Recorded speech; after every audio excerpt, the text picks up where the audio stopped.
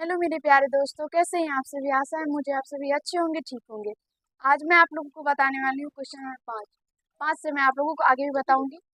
और मैंने आप लोगों को पार्ट टू तक में मैंने आप लोगों को फोर तक क्वेश्चन बता दिया। आज मैं आप लोगों को क्वेश्चन नंबर 5 से बताऊंगी। और आशा है आप सभी पार्ट 2 तक देख लिए होंगे। पार्ट 1 और पार्ट 2 मैंने आप लोगों को बहुत अच्छे तरीके से बताया है। और आज मैं आप लोगों को पार्ट थर्ड बता रही हूँ, जिसमें मैं आप लोगों को क्वेश्चन नंबर 5 से बताऊंगी। तो चलिए हम लोग स्टार्ट करते हैं। क्वेश्चन नंबर 5 में कहा गया है, एक अपरमेय और एक परमेय संख्या का उदाहरण लेने के लिए, एक अपरमेय और एक परमेय संख्या लेने के लिए जिसको गुना करने पर एक परमेय संख्या प्राप्त हो। जिसको गुना करने पर एक परमेय संख्या प्राप्त हो। तो इस क्वेश्चन में जो है वो एक अपरमेय संख्या होना चाहिए, एक परमेय संख्या होना चाहिए। मैंने आप लोगों को क्वेश्चन नंबर 4 जो बताया था उसमें मैंने दोनों संख्या अपरमेय लिया था, और उसी अनुसार मैंने जितने भी उसकी कंडीशन था सबको मैंने फॉलो किया था। लेकिन इसमें सिर्फ एक कंडीशन है, जिसमें एक परमेय और एक अपरमेय को गुना करके एक परमेय होना चाहिए। तो चलिए मैं आप लोगों को बताती हूँ इसमें क्या करना है। तो पहला जो एक संख्या है वो √2 ले लीजिए, या तो √5 √3 कुछ भी ले लीजिए। या तो फिर 1 + √2 भी ले सकते हैं, आपको जो मन वो ले सकते हैं। मैं √2 ले रही हूँ।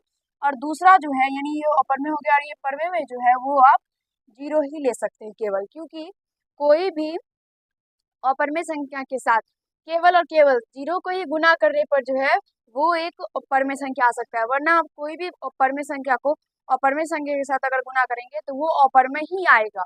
इसीलिए हमें यहाँ पे परमेय संख्या में 0 लेना पड़ेगा। और आप सभी को ये बहुत अच्छे से पता होगा कि 0 क्या है, तो वो एक परमेय संख्या है। तो यहाँ पे परमेय में 0 लेना है, अपरमेय में √2 √3 कुछ भी अपरमेय संख्या में आप लोग ले सकते हैं। अब जब इस दोनों को गुना कीजिएगा, यानी √2 × 0, तो यहाँ से गुना करके ये 0 आएगा।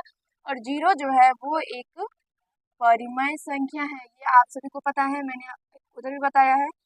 और आप सभी को ये पता भी है बहुत अच्छे तरीके से कि 0 क्या है, तो एक परमेय संख्या है। मुझे आशा है आप सभी को समझ में कहीं से कोई दिक्कत समस्या नहीं हुआ होगा। अब यहाँ पे अगर आप लोग चाहे कि 0 की जगह हम कुछ और लेके भी कर सकते हैं, तो वो हो ही नहीं सकता। आप लोग चाहे तो ट्राई कर सकते हैं। परमेय संख्या अगर आप लोग कुछ भी लेंगे उसको अपरमेय में गुना करेंगे, कोई भी परमेय संख्या में अगर गुना करेंगे तो वो अपरमेय ही हो जाएगा। इसलिए यहाँ पे परमेय में सिर्फ 0 ही लेना पड़ेगा। अपरमेय में आप लोग कुछ भी ले सकते हैं। अब देखिए क्वेश्चन नंबर 6 में जो है कहा गया है कि सरल करने के लिए, क्वेश्चन नंबर 6 जितना भी 6 तक है, इसमें 6 क्वेश्चन है। इस सब में क्या कहा गया है, सरल करने के लिए इसको सरल करना है। तो चलिए यहाँ पे सरल करना है। पहला जो क्वेश्चन है वो है 5 + √5, और उसके बाद इंटू यानी गुना करना है 5 - √5। तो यहाँ से देखिए, इसको a मान लीजिए, इसको b मान लीजिए। यहाँ पे भी ये a और ये b हो जाएगा। तो यहाँ देखिए a + b × a - b, a² - b², इसका फॉर्मूला हो जाएगा। तो यहाँ से देखिए a क्या है 5, 5 का स्क्वायर, माइनस b क्या है √5, √5 का स्क्वायर। तो यहाँ से 5 का स्क्वायर 25, माइनस √5 का स्क्वायर 5। 25 में से जब 5 जाएगा तो ये क्या हो जाएगा, ये 20 हो जाएगा। इसका आंसर इतना ही हो जाएगा। मुझे आशा है आप सभी को समझ में कहीं से कोई दिक्कत समस्या नहीं हुआ होगा, बहुत अच्छे से समझ में भी आ गया होगा।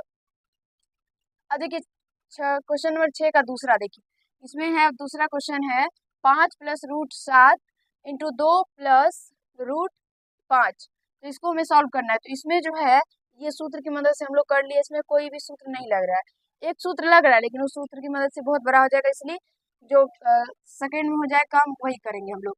तो जैसे हम लोग करते हैं वैसे ही करेंगे। या तो सबसे पहले 5 के साथ सबको गुना कर देंगे। तो यहाँ से 2 + √5, और यहाँ से √7 के साथ ही सबको गुना होगा, क्योंकि आप सभी को पता होगा ये दोनों कोष्ट में और इन में गुना में है। तो ये 5 के साथ भी सबको गुना है, √7 के भी साथ इस सबको गुना है। तो इसलिए अलग अलग हम लोग ऐसे करते हैं। अब दोनों को गुना करेंगे तो ये 10 होगा, प्लस यहाँ से 5 √5 होगा, यहाँ से प्लस 2 √7, और यहाँ से प्लस प्लस प्लस ही हो जाएगा। दोनों को गुना करेंगे तो ये 35 हो जाएगा।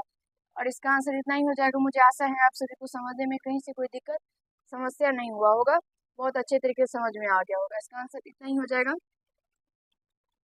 देखिए तीसरा क्वेश्चन, तीसरा जो है वो देखिए √11 - √7 × √11 + √7।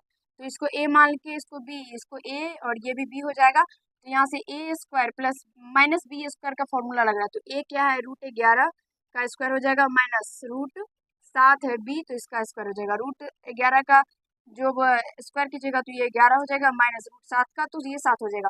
11 में से 7 जाएगा तो ये 4 हो जाएगा। इसका आंसर इतना ही हो जाएगा। मुझे आशा है आप सभी को समझने में दिक्कत नहीं हो रहा होगा, क्योंकि बहुत छोटा सा क्वेश्चन है। ये आप सभी को बहुत अच्छे से समझ में आ रहा होगा, क्योंकि ये सब क्वेश्चन हम लोग बचपन में ही इसको सॉल्व कर लिए होते हैं। बस यहाँ पे प्रैक्टिस के लिए दिया है, ऐसा समझ के इसको सॉल्व कीजिए। चौथा क्वेश्चन है 11 plus root 11 into 11 minus root 11। ये भी ए, ये बी, ये ए, ये बी हो जाएगा। तो ये ए स्क्वायर माइनस बी स्क्वायर, इसको भी सॉल्व कर सकते हैं। तो 11 का square A square minus B क्या है, रूट 11, तो रूट 11 का स्क्वायर से कर सकते हैं। 11 का स्क्वायर क्या होता है, तो 121 होता है, और माइनस रूट 11 का स्क्वायर 11। तो यहाँ से रूट 121 में से जब 11 जाएगा तो ये क्या हो जाएगा, चलिए यहाँ से माइनस आप लोग कर सकते हैं 0, और यहाँ पे 110 हो जाएगा इसका आंसर। मुझे आशा है समझने में दिक्कत नहीं हो रहा होगा आप लोगों को, क्योंकि ये बच्चे वाला सवाल है। आप लोग 9th में तो इसको सॉल्व आसानी से कर पा रहे होंगे। तो यहाँ से देखिए, यहाँ पे 3 plus root 2 into 3 minus root 2 है, तो इसको ए मान लीजिए, इसको बी, इसको ए और ये बी हो जाएगा। तो यहाँ से ए स्क्वायर 3 का स्क्वायर माइनस रूट 2 जो है वो उसको बी माने हैं, तो रूट 2 का स्क्वायर।